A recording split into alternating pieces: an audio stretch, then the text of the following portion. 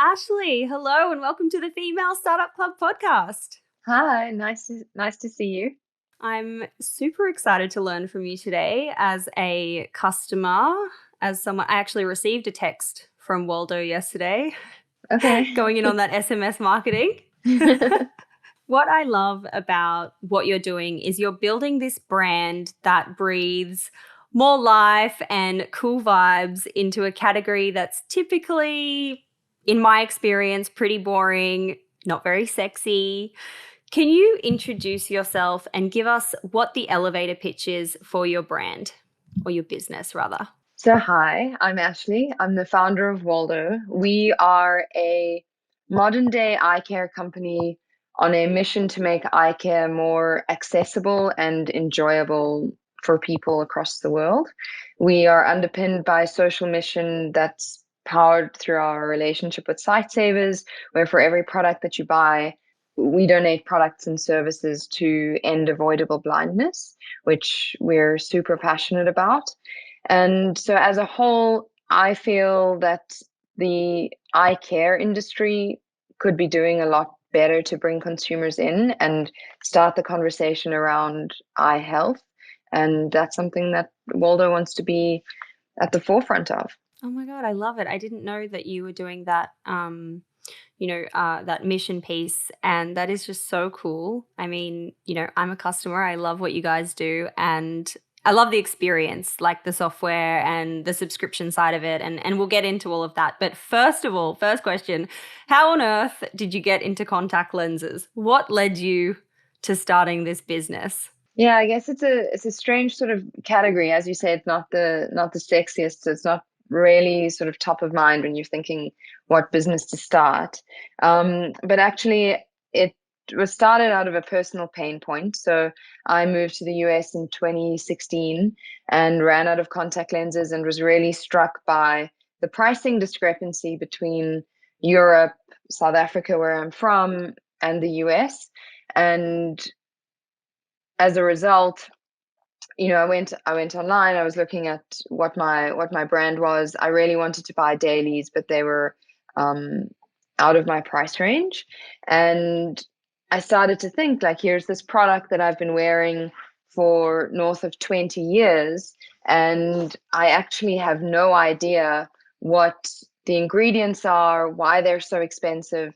And so I was studying at the time and just started to investigate the industry and the big players, and got really frustrated as a consumer. And I guess in parallel to that, in parallel to my own experience around like contact lens friction, my mom is also blind in one eye, and so vision has played a pretty big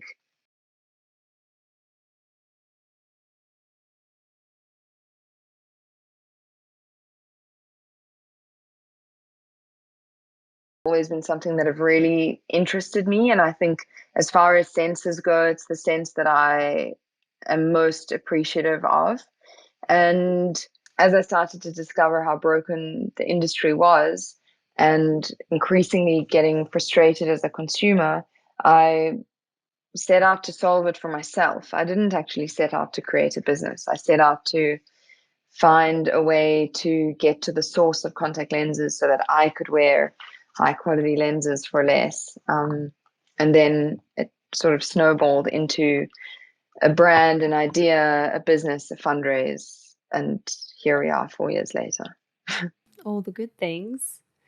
A question that I have for you in that early piece is around customer like market research, because it's one of those things that, like you said, so many people wear contact lenses. So the obvious thing is to be like, oh, there's obviously a huge market because so many people need them. But like, how do you actually go about like approaching market research for your idea specifically and then validating that idea to like move forward with it? Yeah, so in it's a great question. In our space, um, there's a lot of public players. So, you know, if there's a public company in your space, like look up their S1, look up their filing details, like read the documents that about that company. That's a really great place to start and get a sense for their challenges are, what are they investing in, how have sales trended over time, which regions are they growing in.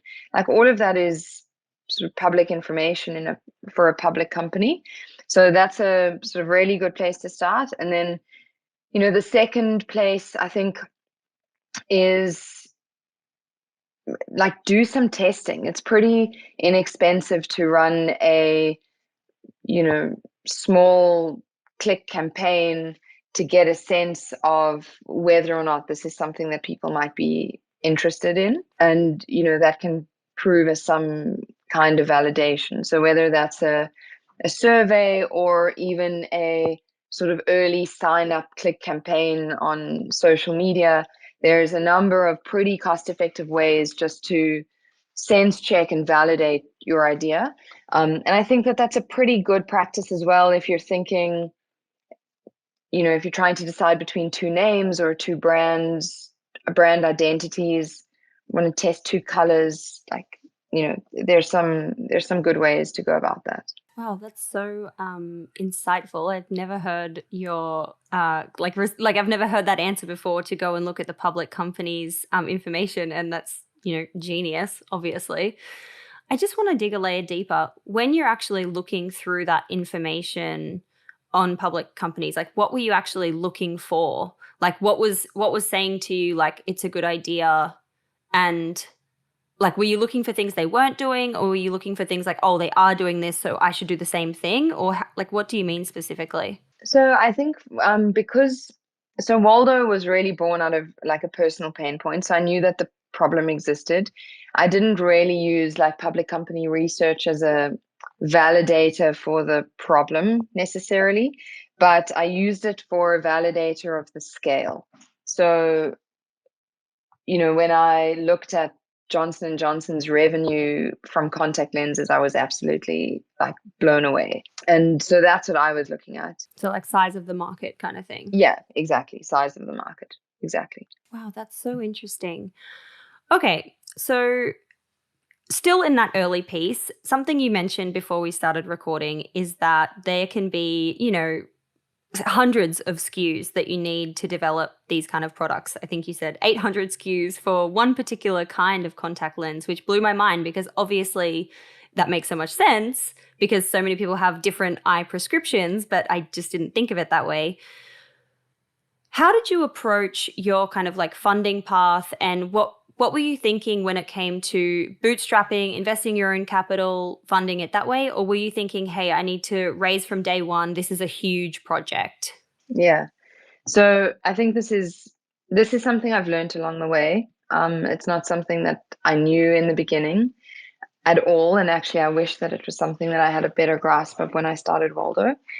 I wanted to bootstrap it because I come from a family of entrepreneurs, and that's kind of the only way I've sort of been taught to build a business. The whole fundraising thing was very new to me. For me, it was actually like, okay, what are the minimum order quantities? What is the cost of that first order?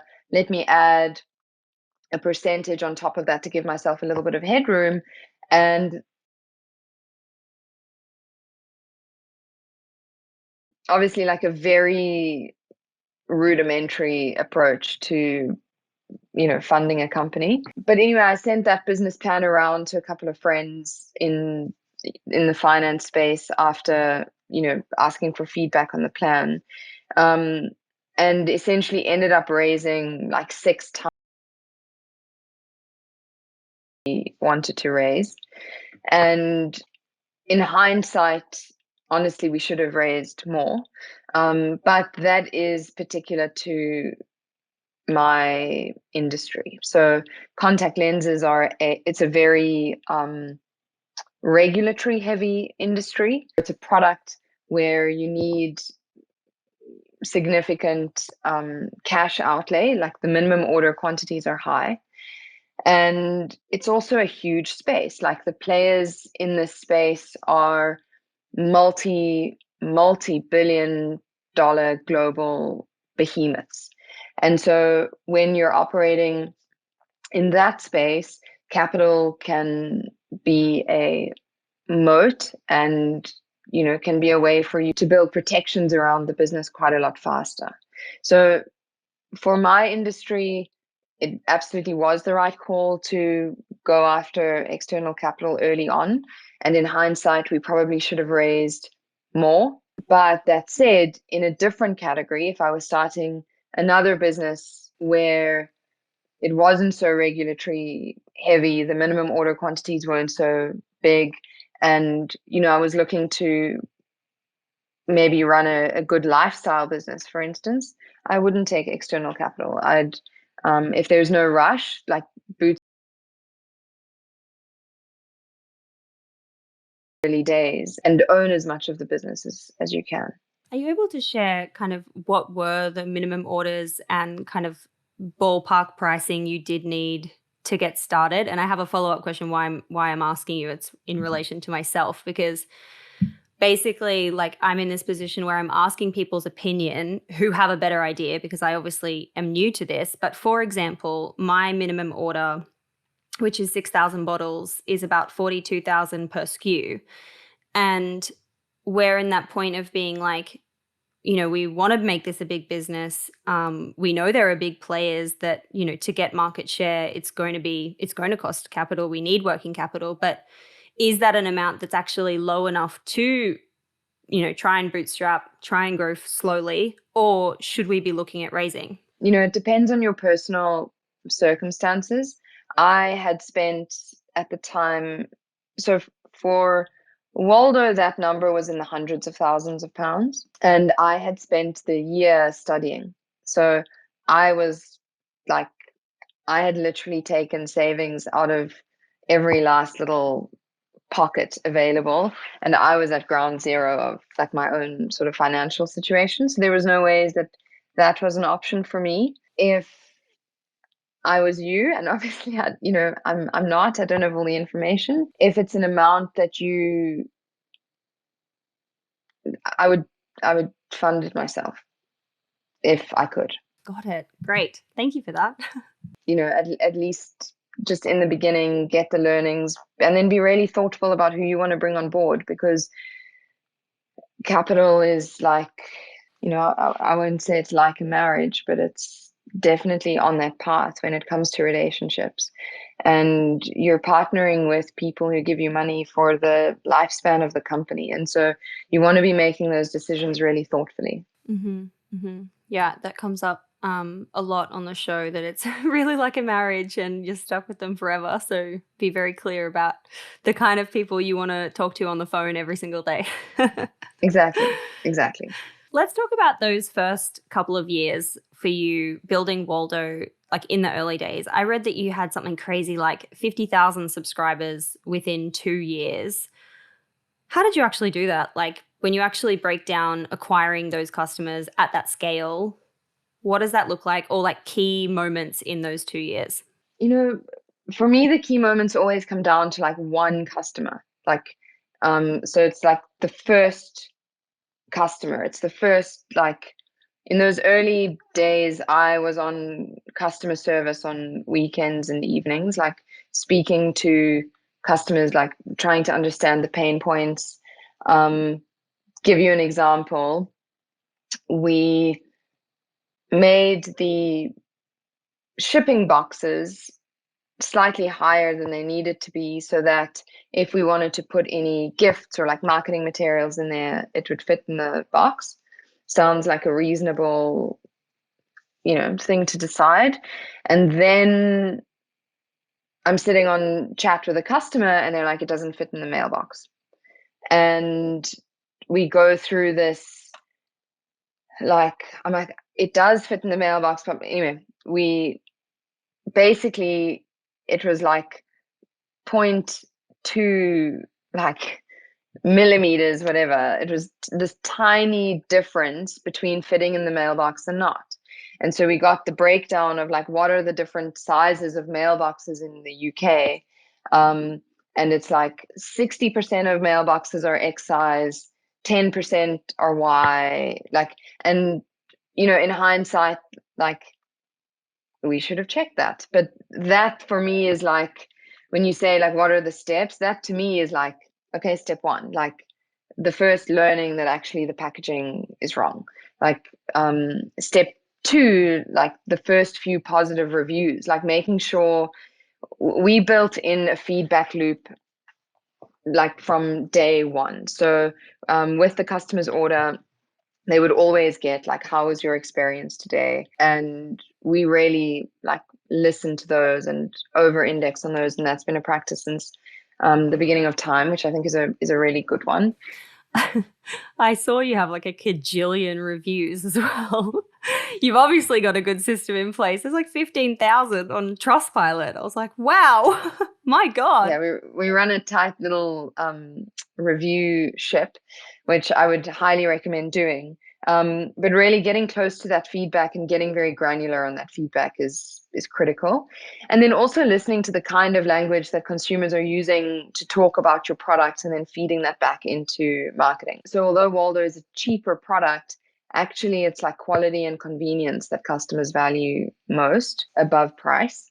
And so as a result, we changed our marketing to not be so price led, like, free trial, 10 days of contacts for $2.95. We still have those kinds of ads for sure, but we amended our marketing to be a lot more like, high quality contacts delivered when you need them, addressing the pain points around delivery and convenience, which through reviews and through customer feedback seemed to be like a product pain point that was actually more important than price. And so just getting like very granular on the listening front, I think is super important. And then actually, like when it comes to the tangible acquisition of customers, most of that for us has been social media. So Google, Facebook, SEO, like all of that's been really important to us. But we brought in an agency to help with that in the early days. Now we run that in-house. And then we sort of ran the analysis on like how much does it cost to acquire a customer? How long are they staying? How many purchases do we need to make in order to break even on that customer acquisition cost? And I think that that's like those numbers you've got to be running from day one. Otherwise, you're just potentially going to be bleeding cash, and especially if that, if you've taken money from other people or if it's your own, but either way, you've just got to be really keep a close eye on that. Were you someone before you started the business that was like super numbers driven and you're able to build your own financial model? Or did you need to learn on the go, find a consultant kind of thing? A little bit of both, I'd say. I could get by. Like I had an idea on, and I learned the language and the sort of structure. So that was more sort of self-taught. But I had enough sort of background on it to be able to do it. I meet a lot of founders that say that's just like not my area, and that's fine. But honestly, like make it your area. Like business is business. You need to know the numbers. Like even if it's not something that excites you, even if somebody else builds the financial model for you, that's great, that's fine. But sit with them and understand line by line how those numbers interact, because actually numbers are storytelling. Like, so even if you're looking at the public companies, financials, through where they're putting their money, it tells you a story about their strategy and around the way that they're thinking about the industry. And I think that that's a really important concept to wrap your head around as a business, and as a founder, even if you can't build the model, you need to be able to tell the story and why. And so if you can't get excited about the numbers, think about them as letters in a story. I love that. That's so cool. Thank you.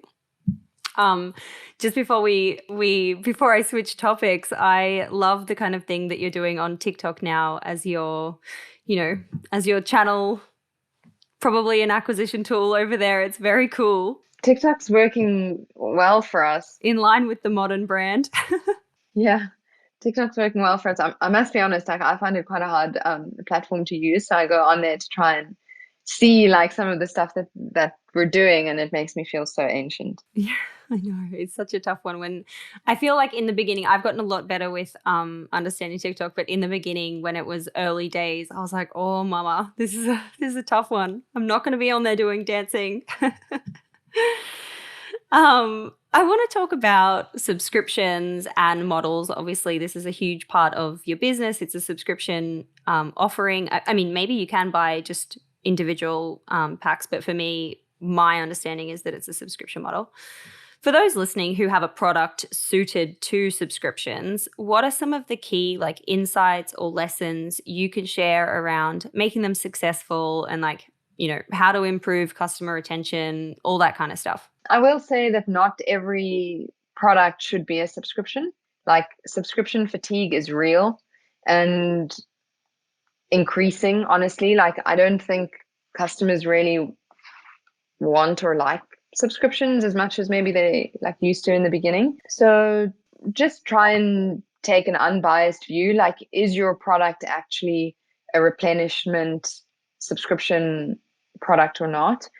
If it is a subscription, the things that you need to sort of weigh up is, what's good about subscription is obviously you've got those follow-on orders, and so you can make more defined decisions around acquisition costs because you have an idea of how customers behave through retention, and there's like some sort of stability on follow-on revenue there. But the flip side of subscriptions is that conversion rates on site are generally like a lot lower than they are on one-off product businesses. So honestly, I would test it. Like, if you're not sure whether your product is subscription or not, like either give customers the option to do both and try and sort of weight subscription heavier on site or incentivize it through pricing, but test it and see how customers behave. And then through the two cohorts of customers, the ones that come through retention and then the ones that buy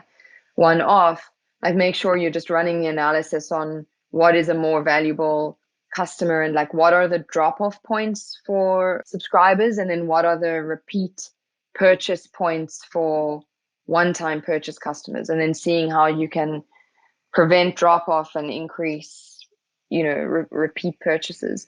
But also ask customers, like, try and get a sense of when they're making those purchases. Like maybe it's on a, I don't know, Saturday morning or Monday night or whatever. Like try and just get a sense of when customers need to buy your product, and then try and sort of over index your marketing activities on those. But on the subscription versus not piece, like, I mean, contact lenses truly are a subscription product because people wear them like every day. They need to be replenished.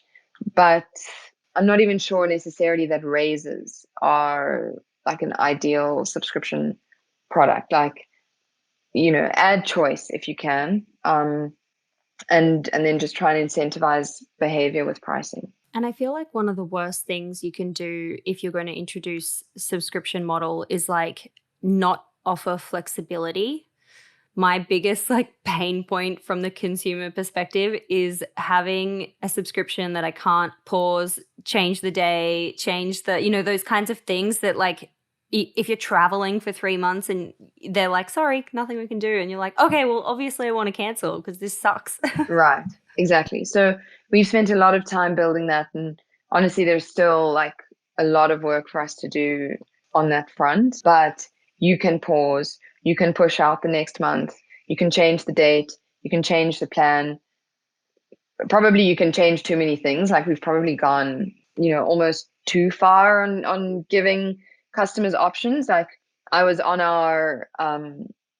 my account the other day, changing my plan, actually trying to pull it forward because, believe it or not, I changed addresses and I ran out of contact lenses.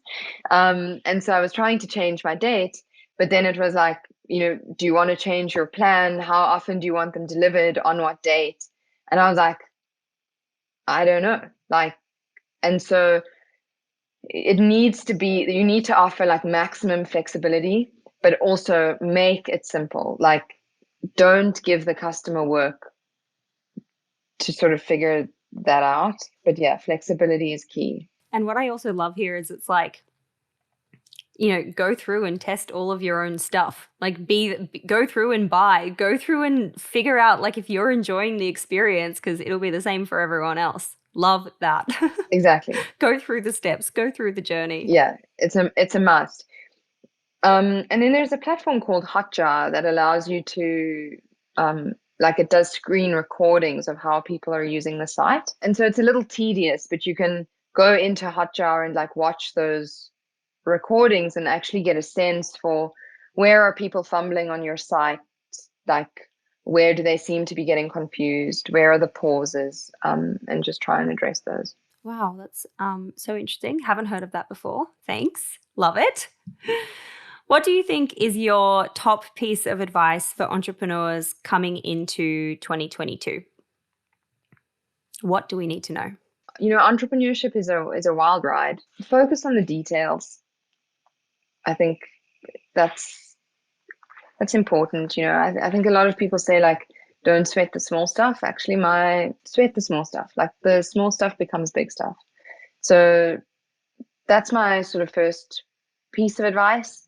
And I think also just something that I've had to do on it, and I guess this is why I'll give the advice, but something that I've really had to do is like take a bit of a breath around like stress and allowing entrepreneurship to be totally all consuming and to the point where it actually like affects your health.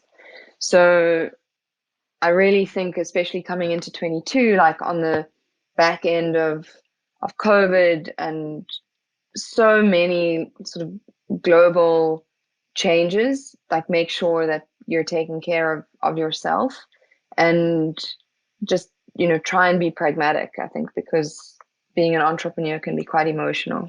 Mm-hmm. Very true. Lots of ups, lots of downs daily. Yeah, lots of ups, lots of downs, but that's the road. So just accept it and buckle up. Accept it and buckle up. Will do. Thank you.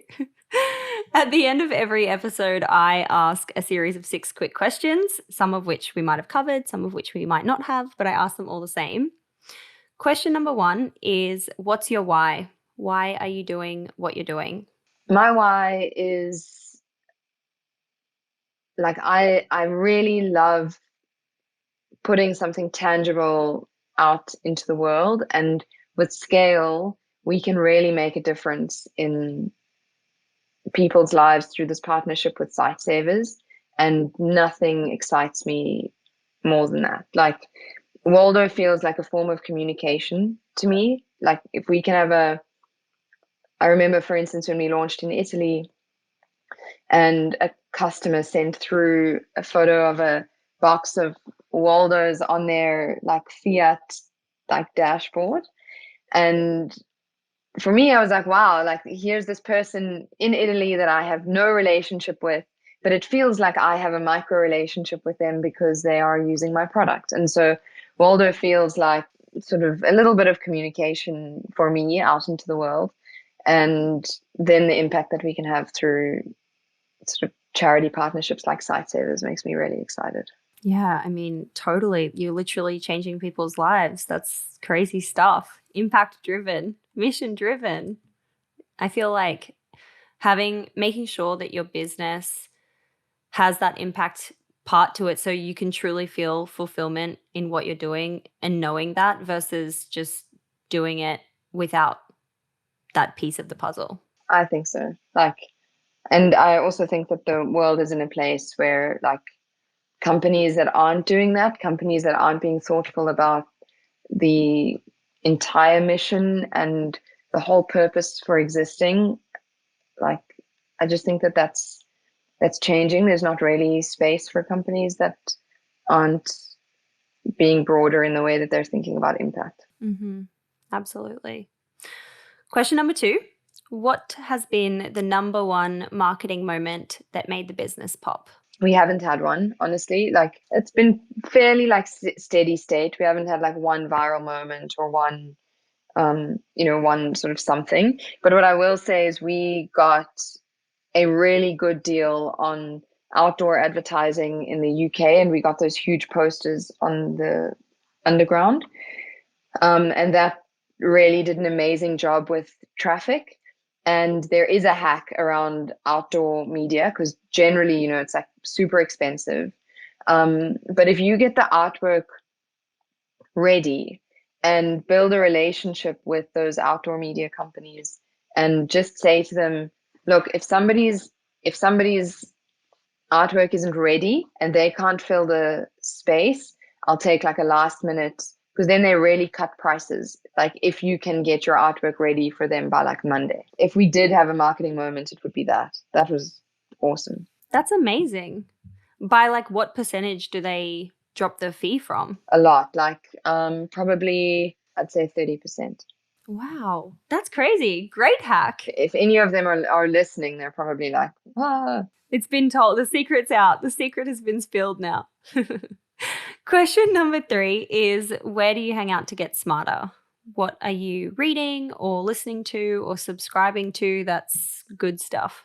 There's a lot of like great business books out there, and I spend a decent amount of time reading business books. I have since added a mentor like to the mix, and so I have a hour or two session with her on a weekly basis, and she's like absolutely unbelievable. So trying to find mentors that have been through similar journeys before and can sort of add another perspective on some of the things that you're going through is really important. So I'd say that's actually my focus right now, more on like mentorship and coaching, also doing a coaching sort of course. Great. Thanks. Question number 4 is, how do you win the day? What are your AM or PM rituals and habits that keep you feeling happy and successful and motivated? So I'm sure everybody says this, but meditation is an absolute game changer. So I meditate about twice a day. So generally before bed, and then sometimes like a short meditation in the middle of the day, which really helps. And then another sort of tactic is, so I don't read email when I wake up. I just sort of, I actually look at my calendar, get a sense for like what the activities for the day. What's really helpful is to come up with 3 attributes that I need to embody in order to be successful in that day. So whether it's, today I'm going to be a great listener, empathetic, and courageous, or depending on what's needed from you out of the day, like that's been quite a good way for me to like anchor around how I need to be and show up. I love that. I'm so bad at the moment with my phone in the mornings. I need to get back to starting my day with meditation. Yeah. I go through like ebbs and flows of being in like a really good rhythm and feeling it, and then being in a terrible rhythm and not feeling it. Yeah, for sure. I completely agree. I think one of the challenges with starting your day on social media or with email is that you're allowing like external content to dictate the mood that you start your day in. And yeah, it's just sucks. Yeah, it literally sucks. Question number 5 is, if you were given $1,000 of no strings attached grant money, where would you spend that in the business? Obviously, it's not a lot of money, but what's the most important spend of $1 for you? Spend it acquiring customers. It would probably still be like direct response. If it was earlier, probably I'd do 500 sort of test budget, and then 500 after that test, sort of knowing which ads and messaging resonates. Mm-hmm. Great. And last question number 6, how do you deal with failure? What's your mindset and approach when things inevitably don't go to plan?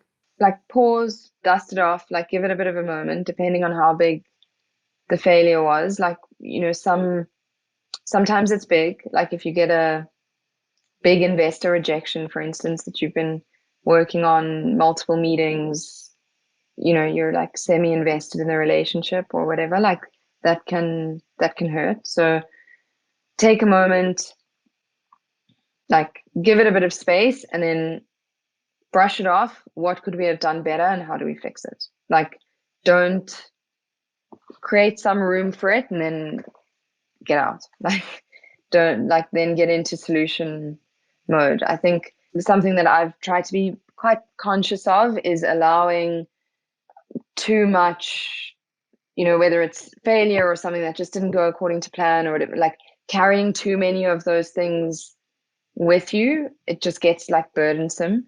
So give them the space to acknowledge them, but then resolve them and clear them off as quickly as you can. Mm-hmm. I hear ya. It's not personal. Yes, you have to really separate self from business and put that clear line down there. Yeah. Ashleigh, thank you so much for taking the time to be on Female Startup Club and share so many great tips, so many great insights. I feel like this was a really tactical episode. I learned things that I did not know, and I love that. So thank you so much. I'm really grateful. So nice to meet you, and thanks for having me on the show. I love it.